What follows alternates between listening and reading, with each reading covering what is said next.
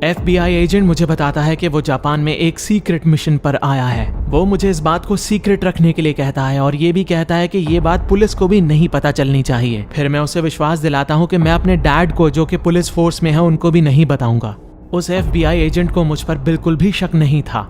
FBI agent घर आता है और अपनी मंगेतर को बस हाईजैकिंग के बारे में बताता है। एक अपराधी कार के नीचे आके मर जाता है। वो अपनी मंगेतर को ये बात भी बताता है। अपराधी के मारे जाने की बात सुनकर उसकी मंगेतर को शक होता है। वो उससे पूछती है कि क्या ये महज एक इत्तेफाक था कि उसी वक्त वो एजेंट भी उस बस में सवार था। जब उस बस में वो एजेंट भी था, एक अपराधी भी था और कीरा का सस्पेक्ट भी मौजूद था जिसके पीछे वो FBI एजेंट पड़ा था। तब पता चलता है कि उस एजेंट की मंगेतर भी किसी वक्त में FBI की एजेंट थी। FBI एजेंट उसे याद दिलाता है कि वो यहाँ पर उसकी फैमिली से मिलने आया है ताकि वो शादी की बात को आगे बढ़ा सके। वो उसे ये हिदायत भी देता है कि उसे कीरा के केस में नहीं पड़ना चाहिए क्योंकि इस केस में बहुत जोखिम है। क्या तुम उस FBI एजेंट का नाम डेथ नोट में लिखने वाले हो, लाइट? अभी नहीं रियुक, मैं उसका नाम एक हफ्ते के बाद लिखूंगा। अगर वो FBI एजेंट अभी मारा जाता है तो सीधा शक मुझ पर आ जाएगा क्योंकि वो मेरी छानबीन कर रहा था, मेरे पीछे लगा था। तभी एल के पास खबर आती है कि एक और अपराधी ने दम तोड़ने से पहले एक लेटर छोड़ा है। उस लेटर में शिनिगामी लिखा हुआ था। फिर एल वटारी से कहता है कि वो पुलिस के 7 अपराधियों के ऊपर नजर रखे और ऐसा कोई नोट आता है तो फौरन एल तक पहुंचा दिया जाए। ये जगह तो इंसानों से भरी हुई है, लाइट। तुम यहाँ पर आखिर करने क्या वाले हो? उस FBI एजेंट से मुझे कुछ जानकारी चाहिए और वो मुझे यहाँ मिलेगी। वो तुम्हें जानकारी क्यों देगा? तुम्हें कहा था ना, तुम बस मजे लो रियुक। डेथ नोट में मैं मरने की वजह पहले ही लिख चुका था, उसमें सिर्फ नाम लिखने की देरी थी। हाँ, तुम्हारे जैसा कोई हार्ड इच नहीं है। वो आ गया। चिल्लाने की कोशिश मत करना, पीछे मुड़े तुम मारे जाओगे। मैं ही कीरा हूं। मेरी आवाज सुनकर वो पहचानने की कोशिश करता है कि उसने ये आवाज पहले कहां पर सुनी थी, लेकिन वो याद नहीं कर पाता। फिर ये साबित करने के लिए कि मैं ही कीरा हूं, सामने खड़े एक आदमी की मैं जान ले लेता हूं।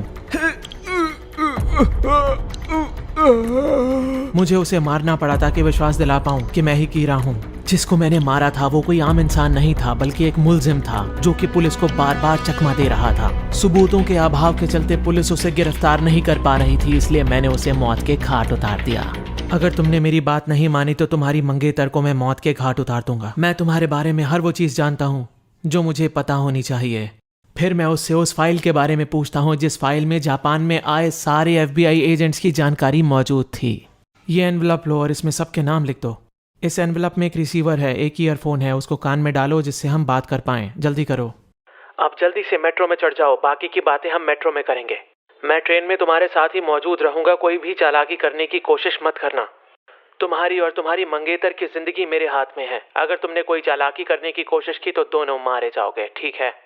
मैं उससे पूछता हूँ कि जापान में मेरे पीछे कितनी टीम्स आई हैं। तब वो मुझे बताता है कि कुल मिला के 4 टीम्स जापान में दाखिल हो चुकी हैं और उन 4 टीम्स में कुल मिलाकर 12 लोग हैं। उस एनवेलप में कुछ पेजेस हैं, वो पेजेस को बाहर निकालो। अब उन पेजेस में जो खाली ब्लॉक्स बने हैं उसमें सबके नाम लिखना शुरू कर दो। ध्यान रहे कि उन ब्लॉक्स में ही सारे एजेंट्स के नाम लिखने हैं। फिर वो एजेंट बिना देरी किए एनवेलप में मौजूद पेपर्स पर सबके नाम लिखना शुरू कर देता है। अब अपने लैपटॉप को ऑन करो और उन सारे एजेंट्स की फाइल्स को पढ़ो, जल्दी करो। उन सबके डेटा को बहुत ध्यान से देखना और सबके चेहरे को बहुत ही ध्यान से देखना। चेहरे देखने के बाद तुम सबके नाम एनवेलप में मौजूद पेपर पर लिख देना। ध्यान रहे कि स्क्वायर में ही लिखने हैं। अब सारे पेपर्स को एनवेलप में डालकर ट्रेन के रैक पर रख दो, वहां से मैं उठा लूंगा। ठीक आधे घंटे के बाद तुम ट्रेन से उतर सकते हो और ध्यान रहे कि तुम्हें कोई देखे ना। एनवेलप को रैक पर रखना बिल्कुल मत भूलना। वो एजेंट लगातार इस कश्मकश में था कि उसने ये आवाज कहाँ सुनी है। वो याद करने की कोशिश लगातार किए जा रहा था। ठीक आधे घंटे के बाद वो जो स्टेशन आता है उस पर उतर जाता है और तभी उसे दिल का दौरा पड़ने लगता है।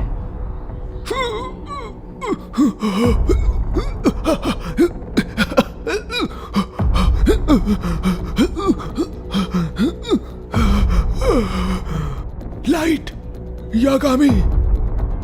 पहचानने में तुमने बहुत देर कर दी। उस एजेंट को यह अंदाजा नहीं था कि वो डेथ नोट के पेजेस पर उन एजेंट्स का नाम लिख रहा था जो मेरे पीछे पड़े हैं। देखते ही देखते मैंने FBI के सारे एजेंट्स को खत्म कर दिया। उधर एल के पास ये खबर पहुंच जाती है कि जितने भी एजेंट्स कीरा के पीछे पड़े थे उन सबको अपनी जान से हाथ धोना पड़ता है और उसके बाद FBI जापान में आने से मना कर देती है।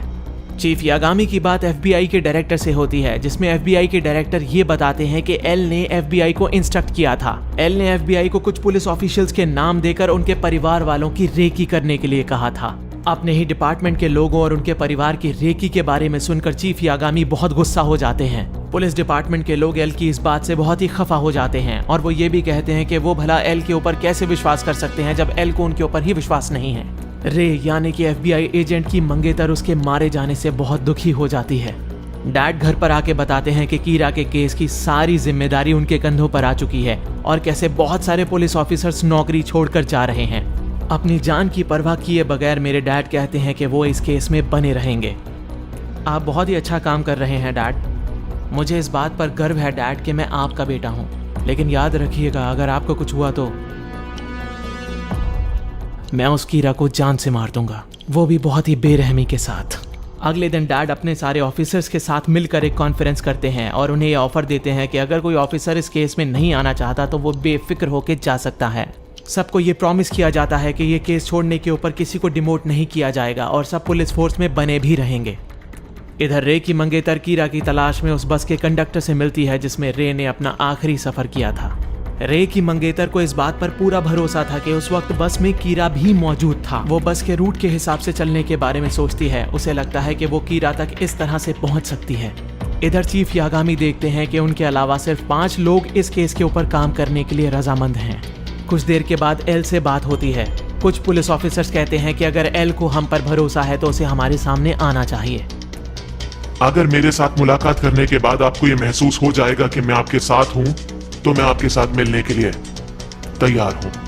एल उन सारे 6 पुलिस ऑफिसर से मिलने के लिए तैयार हो जाता है। एक पुलिस ऑफिसर को एल के इरादे ठीक नहीं लगते, इसलिए वो अपनी टीम को छोड़कर चला जाता है। फिलहाल मैं एक 5 स्टार के होटल के रूम में हूँ। अब हर कुछ दिनों में मैं अपने होटल को बदलता रहूंगा। कीरा को कैसे पकड़ना है इस चीज की रणनीति हम लोग मिलकर बनाएंगे। अगर आप लोग मेरे साथ कोऑपरेट करने के लिए तैयार हैं तो 2 ग्रुप्स में बढ़ जाइए और आज रात 12 बजे के बाद मुझसे मुलाकात कर लीजिए। एल पहली बार किसी के सामने इस तरह आने वाला था। वो ये बात को बखूबी जानता था कि अगर वो लोगों के सामने आएगा तो कीरा भी उसको ढूंढते ढूंढते यहाँ तक पहुंच ही जाएगा। और इधर पुलिस चीफ यागामी एल के दरवाजे पर दस्तक देते हैं।